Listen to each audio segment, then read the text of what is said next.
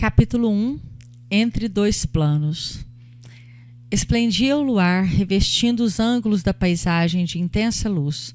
Maravilhosos cúmulos a oeste, espraiados no horizonte, semelhavam-se a castelos de espuma láctea perdidos no imenso azul. Confinando com a amplidão, o quadro terrestre contrastava com o doce encantamento do alto, deixando entrever a vasta planície recamada de arvoredo em pesado verde escuro.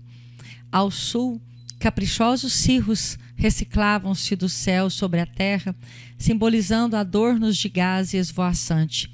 Evoquei nesse momento a juventude da humanidade encarnada, perguntando a mim mesmo se aquelas bandas alvas do firmamento não seriam faixas celestiais a protegerem o repouso do educandário terrestre. A solidão imponente do plenilúnio infundia-me quase terror pela melancolia de sua majestosa e indizível beleza. A ideia de Deus envolvia-me o pensamento, arrancando-me notas de respeito e gratidão que eu, entretanto, não chegava a emitir. Em plena casa da noite, rendia culto de amor ao Eterno, que lhe criara os fundamentos sublimes de silêncio e de paz, em refrigério das almas encarnadas na crosta da terra. O luminoso disco lunar irradiava destarte maravilhosas sugestões. Aos seus reflexos iniciara-se a evolução terrena e numerosas civilizações haviam modificado o curso das experiências humanas. Aquela mesma lâmpada suspensa clareara o caminho dos seres primitivos, conduzira os passos dos conquistadores, norteara a jornada dos santos. Testemunha impassível, observara a fundação de cidades suntuosas, acompanhando-lhes a prosperidade e a decadência. Contemplara as incessantes renovações da geografia política do mundo. Brilhara sobre a testa coroada dos príncipes e sobre o cajado de misérrimos pastores. Presenciava todos os dias, há longos milênios, o nascimento e a morte de milhões de seres. Sua augusta serenidade refletia a paz divina. Cá embaixo, desencarnados e encarnados, possuidores de relativa inteligência, podíamos proceder a experimentos, reparar estradas, contrair compromissos ou edificar virtudes entre a esperança e a inquietação, aprendendo e recapitulando sempre. Mas a lua solitária e alvinitente trazia-nos a ideia da tranquilidade inexpugnável da divina lei. A região do encontro está próxima. A palavra do assistente Calderaro interrompeu minha meditação. O aviso fazia-me sentir o trabalho, a responsabilidade. Lembrava, sobretudo, que não me encontrava só. Não viajávamos ambos sem objetivo. Em breves minutos, partilharíamos os trabalhos do instrutor Eusébio, abnegado paladino do amor cristão, em serviço de auxílio a companheiros necessitados. Eusébio dedicara-se de há muito ao Ministério do Socorro Espiritual, com vastíssimos créditos em nosso plano. Renunciara a posições de realce e adiara sublimes realizações, consagrando-se inteiramente aos famintos de luz. Superintendia prestigiosa organização de assistência em zona intermediária, atendendo a estudantes relativamente espiritualizados, pois ainda jungidos ao círculo carnal e a discípulos recém-libertos do campo físico.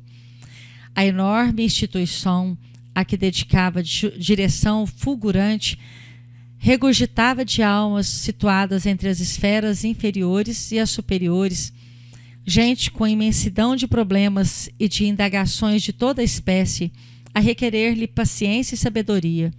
Entretanto, o indefeso missionário, malgrado ao constante acúmulo de serviços complexos, encontrava tempo para descer semanalmente à crosta planetária, satisfazendo interesses imediatos de aprendizes que se candidatavam ao discipulado, sem recursos de elevação para vir ao encontro de seu verbo iluminado na sede superior. Não o conhecia pessoalmente. Calderaro, porém, recebia-lhe a orientação de conformidade com o quadro hierárquico e a ele se referia com entusiasmo do subordinado que se liga ao chefe, guardando o amor acima da obediência. O assistente, a seu turno, prestava serviço ativo na própria crosta da terra a atender de modo direto aos irmãos encarnados. Especializara-se na ciência do socorro espiritual, naquela que entre os estudiosos do mundo poderíamos chamar psiquiatria iluminada, setor de realizações que há muito tempo me seduzia. Dispondo de uma semana sem obrigações definidas, dentre os encargos que me diziam respeito, solicitei ingresso na turma de adestramento, da qual se fizera Calderaro eminente orientador, tendo-me ele aceito com a gentileza característica dos legítimos missionários do bem e propondo-se conduzir-me carinhosamente. Encontrava-se em oportunidade favorável aos meus propósitos de aprender, pois a equipe de preparação que lhe recebia ensinamentos excursionava em outra região a labutar em atividades edificantes. À vista disso, poderia dispensar-me toda a atenção, auxiliando-me os desejos. Os casos que lhe eram atinentes, explicou-me solícito, não apresentavam continuidade substancial, desdobravam-se, constituíam obra de improviso, obedeciam ao inopinado das ordens de serviço ou das situações. Noutros campos de ação, fazia-se imprescindível o roteiro, previstas as condições e as circunstâncias. No quadro de responsabilidades, porém, que lhe estavam afetas, diferiam as normas. Importava acompanhar os problemas, quais imprevistas manifestações da própria vida. Em virtude de tais flutuações, não traçava, a rigor, programas quanto a particularidades. Executava os deveres que lhe competiam, onde, como e quando determinassem os desígnios superiores. O escopo fundamental da tarefa circunscrevia-se ao socorro imediato aos infelizes, evitando-se quanto possível a loucura, o suicídio e os extremos desastres morais. Para isto, o missionário atuante era compelido a conhecer profundamente o jogo das forças psíquicas com acendrado devotamento ao bem do próximo. Calderaro, neste particular, não deixava perceber qualquer dúvida. A bondade espontânea lhe era indício da virtude e a inquebrantável serenidade revelava-lhe a sabedoria. Não lhe gozava o convívio desde muitos dias.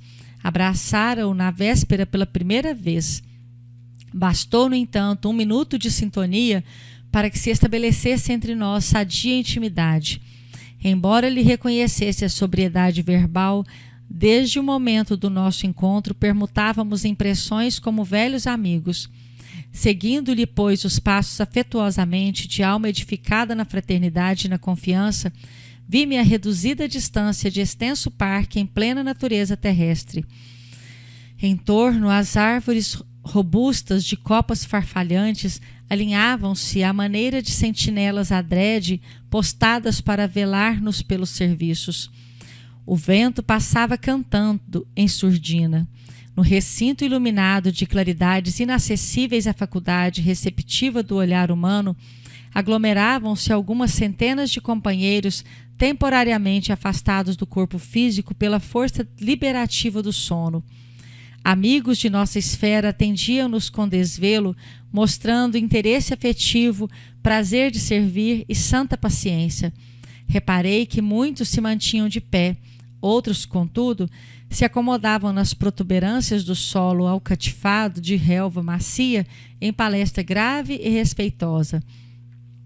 Ambientando-me para aquela hora de extrema beleza espiritual, Calderaro avisou-me: na reunião de hoje, o instrutor Eusébio receberá estudantes do espiritualismo em suas correntes diversas que se candidatam aos serviços de vanguarda.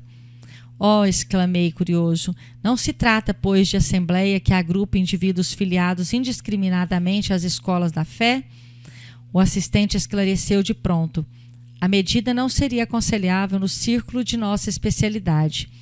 O instrutor afeiçoou-se ao apostolado de assistência a criaturas encarnadas e a recém-libertas da zona física em particular, precisando aproveitar o tempo com as horas de preleção para o máximo de aproveitamento. A heterogeneidade de princípios em centenas de indivíduos, cada qual com sua opinião, obrigaria a digressões difusas, acarretando condenáveis desperdícios de oportunidades. Fixou a multidão demoradamente e acrescentou: temos aqui, em cálculo aproximado, 1.200 pessoas. Deste número, 80% se constituem de aprendizes dos templos espiritualistas em seus ramos diversos, ainda inaptos aos grandes voos do conhecimento, conquanto nutram fervorosas aspirações de colaboração no plano divino. São companheiros de elevado potencial de virtudes, exemplificam a boa vontade, exercitam-se na iluminação interior através de esforço louvável. Contudo, ainda não criaram o cerne da confiança para uso próprio.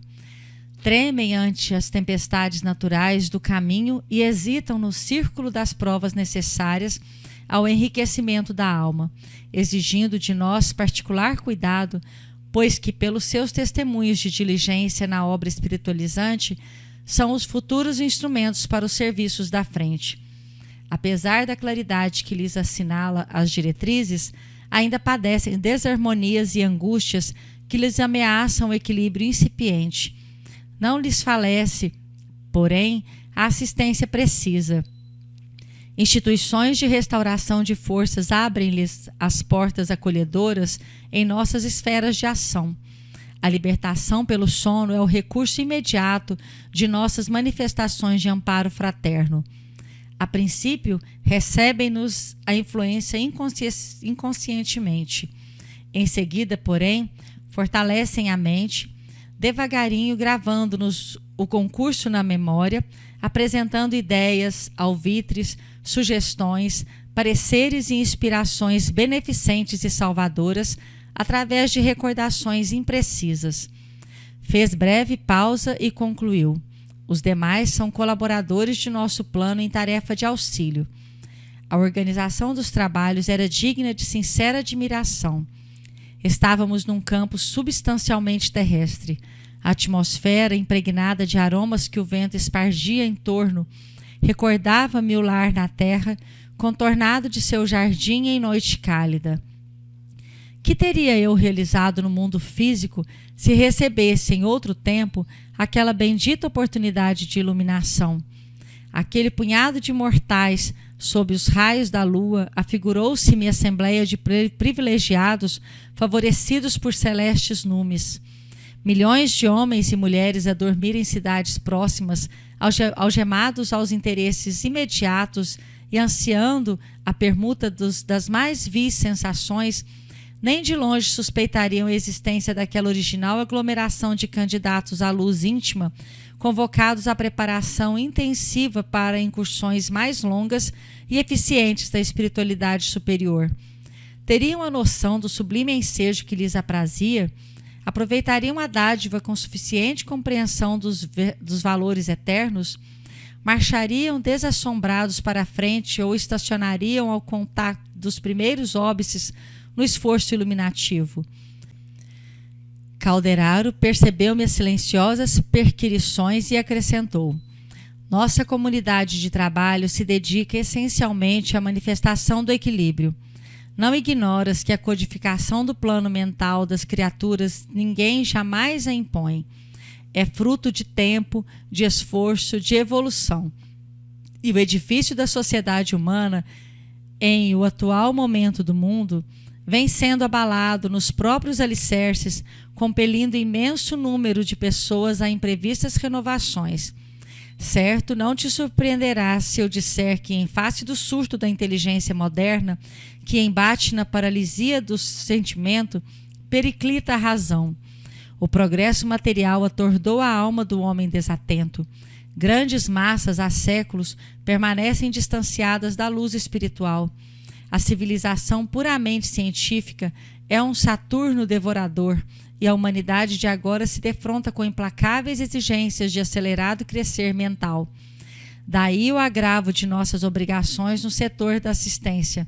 As necessidades de preparação do espírito intensificam-se em ritmo assustador. Nesse instante, alcançamos a multidão pacífica. Meu interlocutor sorriu, frisando: o acaso não opera prodígios. Qualquer realização há que planejar, atacar, pôr a termo.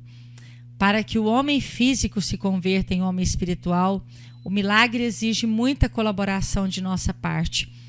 Lançou-me olhar significativo e concluiu: as asas sublimes da alma eterna não se expandem nos acanhados escaninhos de uma chocadeira. Há que trabalhar, brunir, sofrer. Nesse momento, aproximou-se alguém dirigindo-nos a palavra. Era um solícito companheiro, informando-nos que Eusébio penetrara o recinto. Efetivamente, em saliência próxima, comparecia o missionário, ladeado por 6 assessores, todos envoltos em halos de intensa luz. O abnegado orientador não exibia os traços de venerável senectude com que, em geral, imaginamos os apóstolos das revelações divinas. Mostrava-se-nos com a figura dos homens robustos, em plena madureza espiritual. Os olhos escuros e tranquilos pareciam fontes de imenso poder magnético. Contemplava-nos sorridente, qual simples colega. A presença dele impusera, porém, respeitoso silêncio. Cessaram todas as conversações que aqui e ali se entretinham, e ante os fios de luz que os trabalhadores de nosso plano teciam em derredor, isolando-nos de qualquer assédio eventual das forças inferiores, apenas o vento calmo erguia a voz, sussurrando algo de belo e misterioso à folhagem. Sentamo-nos todos à escuta, enquanto o instrutor se mantinha de pé. Observando-o quase frente a frente, eu podia agora apreciar-lhe a figura majestosa, respirando segurança e beleza. Do rosto imperturbável, a bondade e a compreensão, a tolerância e a doçura irradiavam simpatia inexcedível. A túnica ampla, de tom verde claro, emitia esmeraldinas cintilações. Aquela vigorosa personalidade infundia veneração e carinho, confiança e paz. Consolidada a quietude no ambiente, elevou a destra para o alto e orou com inflexão comovedora. Senhor da vida, abençoa-nos o propósito de penetrar o caminho da luz. Somos teus filhos, ainda escravos de círculos restritos, mas a sede do infinito dilacera-nos os véus do ser. Herdeiros da imortalidade, buscamos-te as fontes eternas, esperando, confiantes em tua misericórdia. De nós mesmos, Senhor, nada podemos. Sem ti, somos frondes decepadas, que o fogo da experiência tortura ou transforma. Unidos, no entanto, ao teu amor, somos condicionadores gloriosos de tua criação interminável. Somos alguns milhares neste campo terrestre e, antes de tudo, louvamos-te a grandeza, que não nos oprime a pequenez. Dilata-nos a percepção diante da vida, abre-nos os olhos, enevoados pelo sono da ilusão, para que divisemos tua glória sem fim. Desperta-nos docemente o ouvido, a fim de percebermos o cântico de tua sublime eternidade. Abençoa as sementes de sabedoria que os teus mensageiros esparziram no campo de nossas almas. Fecunda-nos o solo interior, para que os divinos germens não pereçam. Sabemos, Pai, que o suor do trabalho e a lágrima da redenção constituem adubo generoso à floração de nossas sementeiras. Todavia, sem tua bênção, o suor enlanguece e a lágrima desespera. Sem tua mão compassiva, os vermes das paixões e as tempestades de nossos vícios podem arruinar-nos a lavoura incipiente. Acorda-nos, Senhor da vida, para a luz das oportunidades presentes, para que os atritos da luta não as inutilizem. Guia-nos os pés para o supremo bem, reveste-nos o coração com a tua serenidade paternal, robustecendo-nos a resistência. Poderoso Senhor, ampara-nos a fragilidade, corrige-nos os erros, esclarece-nos a ignorância, acolhe-nos em teu amoroso regaço. Cumpram-se, Pai amado, os teus desígnios soberanos, agora e sempre, assim seja. Fim da comovente rogativa, o orientador baixou os olhos, nevoados de pranto, e então vi, dominado de júbilo, que da incognoscível altura uma claridade diferente caía sobre nós em jorros cristalinos. Partículas semelhantes à prata eterizada choviam no recinto, infiltrando-se nas raízes das árvores mais próximas lá fora. Ignoto encantamento fizera-se em minha alma. Ao contato dos eflúvios divinos, reparei que minhas forças gradualmente serenavam, em receptividade maravilhosa. Em torno pairavam as mesmas notas de alegria e de beleza, pois a calma e a ventura transpareciam de todos os rostos voltados, estáticos, para o instrutor em redor do qual se mostravam mais intensas as ondas de luz celeste. Sublime felicidade inundava-me todo o ser, mergulhara-me em indefinível banho de energias renovadoras. Meus olhos foram impotentes para conter as lágrimas felizes que as formosas cintilações me destilavam das fontes ocultas do espírito. E antes que o nobre mentor retomasse a palavra, agradeci em silêncio a resposta do céu, reconhecendo na prece mais uma vez não só a manifestação da reverência religiosa, senão também o recurso de acesso aos inesgotáveis mananciais do divino poder.